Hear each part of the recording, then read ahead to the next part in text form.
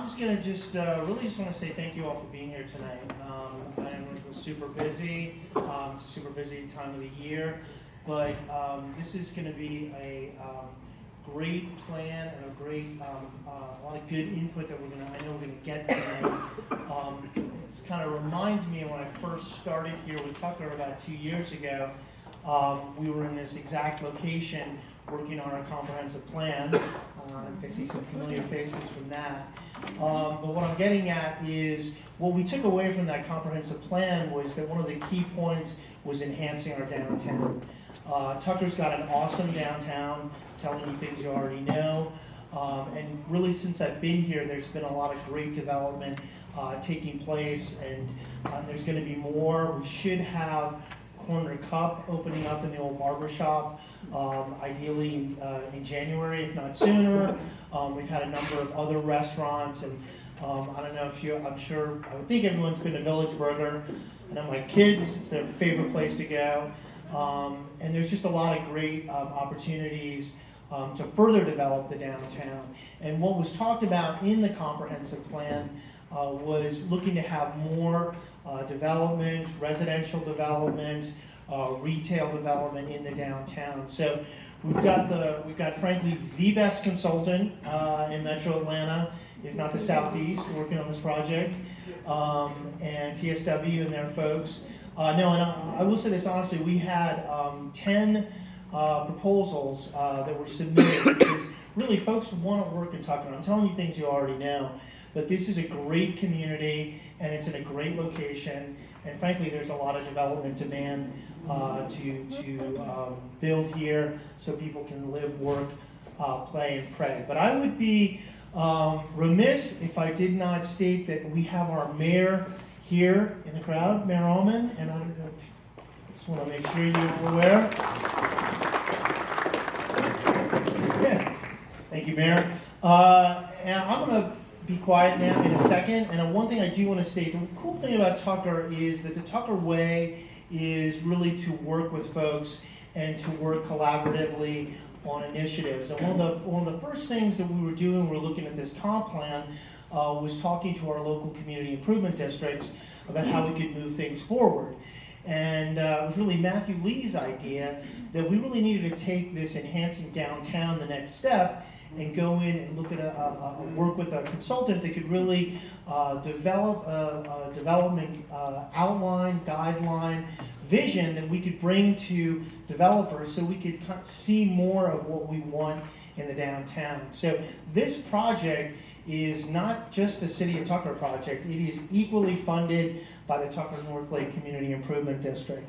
And I think that's great, and I frankly haven't seen that elsewhere. And I think what it speaks to is that the local government and the local business community want to work together in improving and making things happen. So I'm going to let the folks know, the folks speak who know a lot more about this stuff, but I am going to let Matthew talk a little bit about the CID before he introduces the TSW folks. So thanks again for being here. Matthew? Thank you, John. Well, this is exciting. Thank you guys for coming out on a cold night. It's a little warm in a good way that y'all are in here. Tucker is great, and I know we say that a lot, but it really is a special place.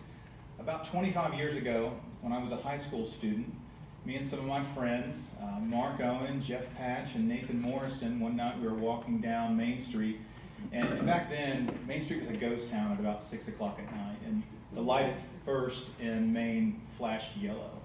And as we walked around, we thought about, wow, what a cool place this is. And we thought about all the places that we loved. We thought about a record shop called Eat More Records. We thought about Mellow Mushroom Pizza. We thought about all these places, and we thought, wouldn't it be great if they all moved down here to Main Street and this really became a great spot? Well, that didn't happen, but here we are 25 years later, and we're beginning to see that take off organically. Well, I had a meeting with the mayor and John, and we were meeting in Matthew's cafeteria, and we were talking about development that's knocking on the door and the idea of change. Well, sometimes you don't like change. Well, the challenge is if you don't like change, you'll like irrelevancy even less. So the thought was, let's get ahead of this. Let's not break what's been done right. And let's come up with a plan that involves the commercial property owners, folks like the Kofers and the Burns and those who have helped make Tucker what it is, and the churches and other folks who are newer to the area but are doing great things, like Tom Burns. If you've seen the building that's to be the comic book shop, that's a great space. So thank you for being here today. The Tucker Northlake CID, just a little bit about what we are. We are funded by the commercial property owners. They join the CID, they elect to have their taxes increase just a little bit, 0.003 of their overall tax burden. They elect to have that come to us. And we use that to leverage it for things like this, plans and getting grants. We do the flowers on Main Street. We maintain the landscaping at La Vista Road and 285, and a lot of other things we do to help the area improve and look up. There's about 28 CIDs in the metro area, and if you drive in a place that's really nice, typically there's a CID there that's helping. So, I'm going to introduce our project manager with TSW, Laura Richter, and then we also have Adam Williamson, the principal with TSW, and we have Jonathan Gelber, who is with Bleakley Advisory Group. We brought in a group to talk about the finances on this. How's the money look in the footprint of the area? So I will hand the microphone over to Laura.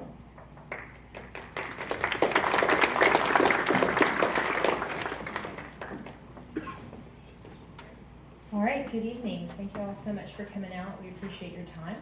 I just want to have a brief message about our online survey. If y'all picked up an agenda, there is a website at the bottom, and we'd love for you, if you haven't already, to go to that website and fill out our online survey to give us sort of another layer of feedback for the downtown master plan. All right. So again, this is a joint effort of the City of Tucker and the Tucker Northlake CID. I'm Laura Richter, the project manager. This is the project scope. First of all, we'd like to build on the goals of your comprehensive plan, which was just completed this year in 2018. We're going to work with Bleakley Advisory Group to understand current and future market conditions in the study area. We're going to look at redevelopment opportunities in the downtown, opportunities for new connections, as well as civic spaces, potential town green or pocket park spaces within the downtown. We're also going to look at gateways. That was an idea that came out of the comp plan. As people come into Tucker, how would you like people to arrive? How would the design of those spaces look? How would you like that to look?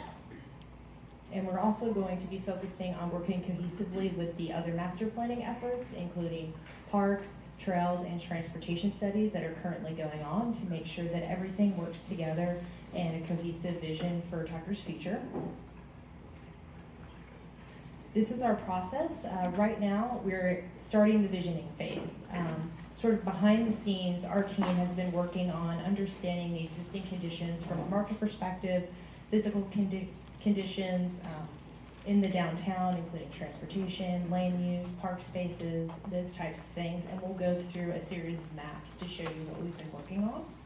And so right now, we're starting the public engagement process to get some initial feedback from you here and also in our online survey to give us an idea of what the roadmap for Tucker should look like. After we complete our visioning phase, which the last step will be in January, we will have a visioning workshop, which potentially will be held here, and we'll notify you of that, to give you the results of the online survey and of this meeting, and also to do some additional exercises for feedback. After we gather that information, we'll work on a draft plan based off of what y'all have told us and craft that into a final concept for adoption by your council and by the city. I'm going to hand it over to Adam Williamson, who's my coworker, and he's going to talk about some of the existing conditions research that we've been doing.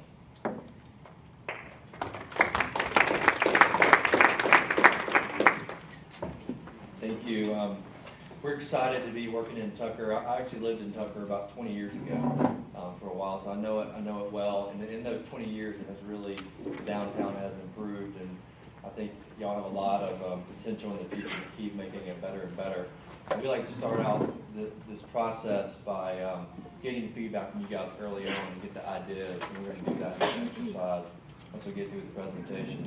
I grew up in a small town, and so I have a passion for making small towns as great as we can make them. And I remember riding my bike downtown, working at the drugstore, and then going to school, and it's all right in a little small downtown, much like Tucker.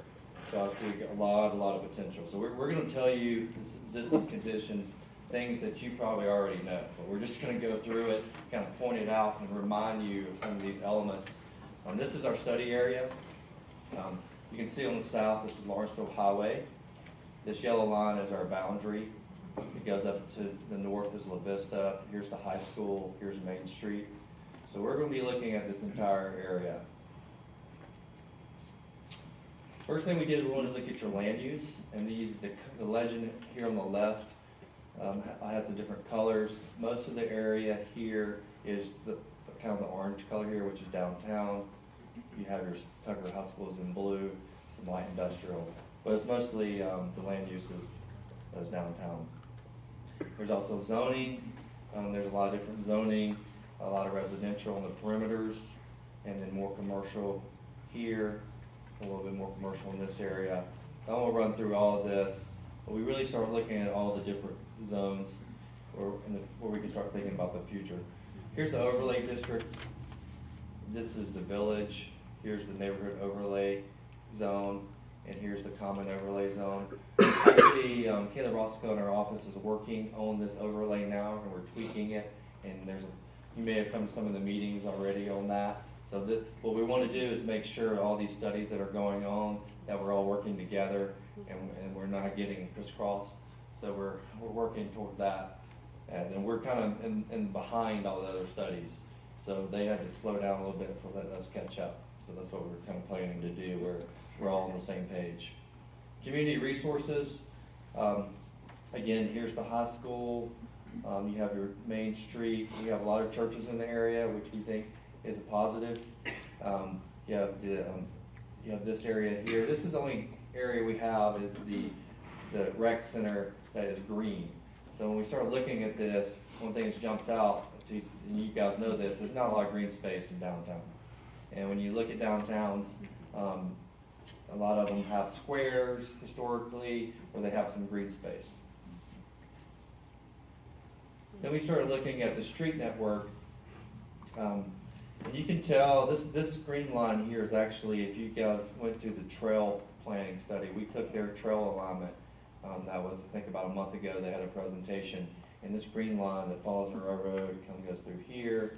It provides connectivity to downtown, follows the alleys, some of the existing alleys. So we think having a trail that goes through downtown is a really good idea.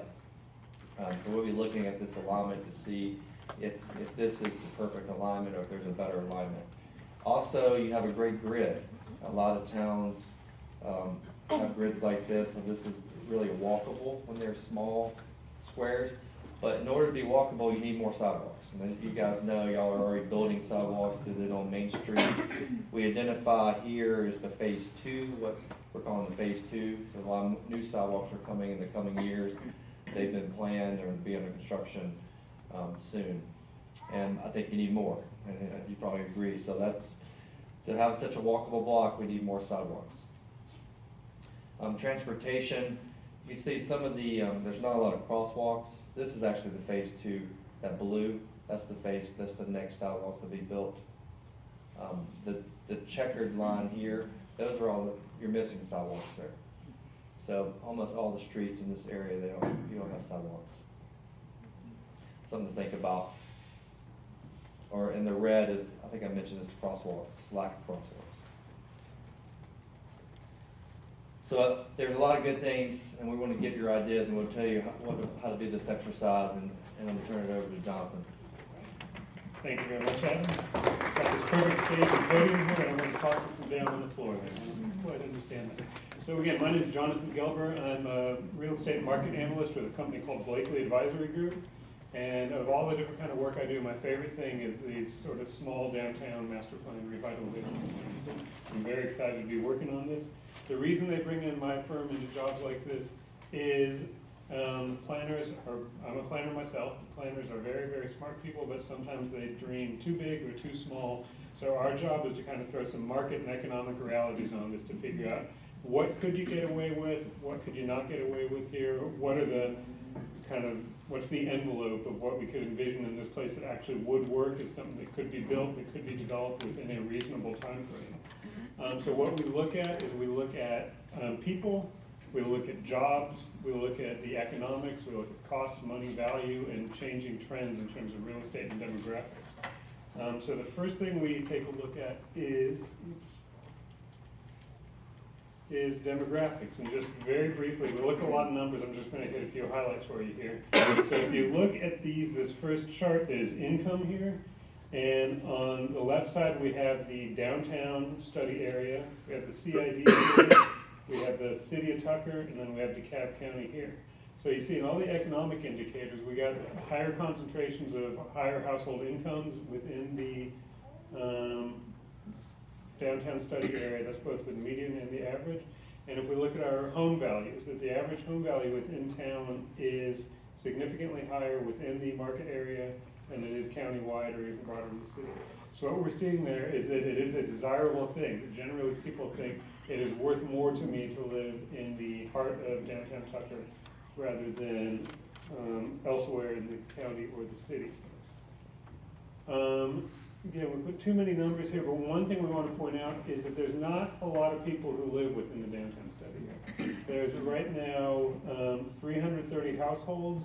Not a lot has been added in the year. There's been a very, very modest growth in the last 8 years. You see county-wide and within the CID, there's a lot more growth happening, but here things are very quiet.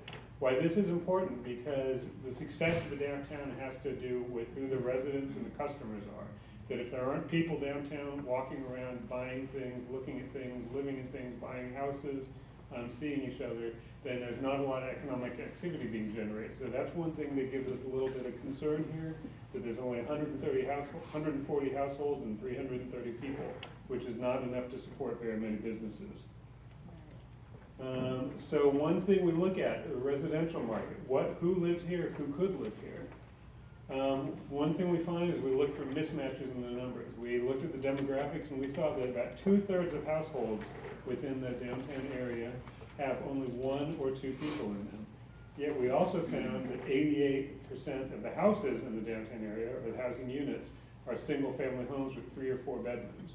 So there is a real mismatch between the housing stock that is offered here and the households that are living here. So we wonder, are there opportunities to offer a wider range of varieties of houses that different types of households could move into? Singles, seniors, smaller households, households without children, households with just 1 child. There's a whole bunch of diversity in terms of economics, households, and that you could put in these different sort of households.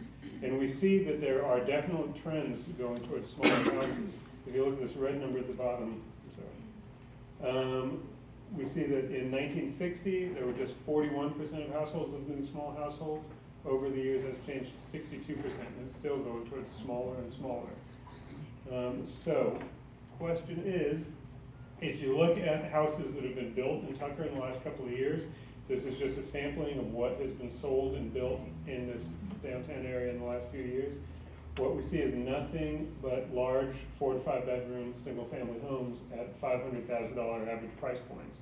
So that is certainly a kind of house that appeals to a lot of people, but that is a house that is very tailored towards a kind of narrow part of the market. That there's a whole lot of different people who are interested in housing who could be living in downtown Tucker or around downtown Tucker, but there's not currently a housing product being offered that appeals to those wider audiences. We look at, there's been a lot of action in the region in the last 10, 20 years of smaller towns, suburban towns with a historic core that have been revitalizing their downtown. My 2 favorite examples are downtown Woodstock or downtown Duluth. Show of hands here, who has gone out to dinner or spent time in either of these downtown areas? Did you enjoy what you saw there? Yes. So those are really examples of places where they had a lot of good ingredients to start with, like you did here, and they worked their fingers down to the bone to make things happen over the years. And we'll get into it later about what they did to make things happen there. But if you look at one of the things that all of these places got is they have a wide variety of housing units offered. They got regular single family, they got small lot single families, they got duplexes and triplexes, they got townhomes, they got garden apartments. They got mixed use downtown where there's retail, and then on top of that there's office or condos or apartments. They've got these kind of more traditional, what we call a wrap apartment, where you've got a parking deck behind and 3 or 4 stories. There's condos, again, townhomes and conventional single families. They've got a broad mix, and what they're able to do that is really appeal to the downtown, to different peoples at different points in their lifestyles, at different economic groups, and get young people, old people, medium people, retirees, families with children, and really diversify it there. And then you're able to offer a lot of products and services to appeal to that much wider bunch of people. We looked at if things cruise along the way we think they're cruising along, how much demand might there be? Because we don't want to make sure that we don't say there's going to be hundreds of thousands of people here, so let's start building high rises for them. We don't think that's going to happen. We think there will be a modest and increasing group of demand for households, and we've expanded that out using some math over about 10 years, and the real number on this page is we think it's very, very reasonable that if over the next 10 years there were 500 to 600 housing units added to the downtown area, we think it's very feasible that those would get sold or rented or filled up with no problem at all. We think that it's a real achievable goal. It's a doubling of the population downtown now, but it's really not that big an increase in people. Another thing we want to look at, residents is just one part of the pie. You want to make a town appeal to residents, to people who come to work during the day, and also to visitors. So we look at the office market here. It's got a really interesting office market in this town in that we have a lot of very, very small buildings. This is not Dunwoody, this is not Buckhead, this is not downtown. That we found that there's about 300,000 square feet of office space, which if you think of kind of a suburban office park, one suburban office park building with maybe 4 stories, that's usually about 100,000 feet. So you got about 3 office buildings worth of space here. But it is spread around over lots and lots and lots of little buildings. But the average building size in this town is just 3,400 square feet for office buildings, and the average year built is 1960. So it's very old office stock, and it's very small office stock. Now, one thing we need to work through here, do we want an office building here? Is that appropriate? I'm not so sure it is, but do we want to broaden the range of offices, again, to appeal to creative people, to appeal to small offices, realtors, doctors, any kind of small office use? We think there's a lot of opportunity. Based on forecasts by the Atlanta Regional Commission, we envision that there could be support over the next 10 years for about another 80,000 square feet of office space, which means an additional 3 times as much as you got right now. Now the question is, what kind of shape might that look like to complement this downtown area? We think that you could satisfy the market through smaller additions to supply, through some rehab and adaptive reuse, like you already got some of that going on here. And these are all examples from around the region or around, mostly in DeKalb County, of different ways that small office has been incorporated into downtown areas in small walkable contexts. So again, we're not thinking about a big mirrored office park with parking lots and gates around it. We're thinking about really incorporating them into the community. And there's a lot of different ways that we think that could work in this town, but again, we want to talk through you through this process, through this exercise, to see if you think these are appropriate, and to see if there's something you want to see here. Again, that's an average. We think that there could be an increase of maybe 90 to 100 people each year. And again, those 90 to 100 people are people who are going out to lunch during the day. They're people who are going to grocery stores. They're people who are going to the butchers and the meat markets. That you got the residents and the workers here. Those create customers for downtown services. Now let's look at the retail, what's going on a little bit. Today, the downtown in terms of retail space is roughly 30,000 square feet of retail. That is not very much at all. That's about half of the size of a typical Publix grocery store right there. So there's not a lot of retail. Again, it's in very, very small buildings spread out. And we think that if more households and more workers and more attractive things bring people in from outside were here, we think that there could be growth, but not incredible growth, but I don't think you want incredible growth here. I think you want manageable growth here. And so one thing we're looking at is if we looked at the housing growth we're talking about there, that represents about demand from the residents for about 45,000 square feet of net new retail. How much is that? Again, that's about 1 2/3 of a Publix worth of space, so not a lot of space. But when you look at it in the context of what your downtown looks like, right now you've got about 30,000 feet within this square right here. So that would mean kind of doubling the footprint of what the downtown area currently is. But we think that is a very manageable thing. Right now you've got essentially a single strip of downtown. If you spread that up XY's over 2, you would be doubling your downtown, doubling the activity, doubling the kind of critical core of activity going down here. So we think that's a very manageable thing to be looking at. I'm not going to make you read the legal fine print,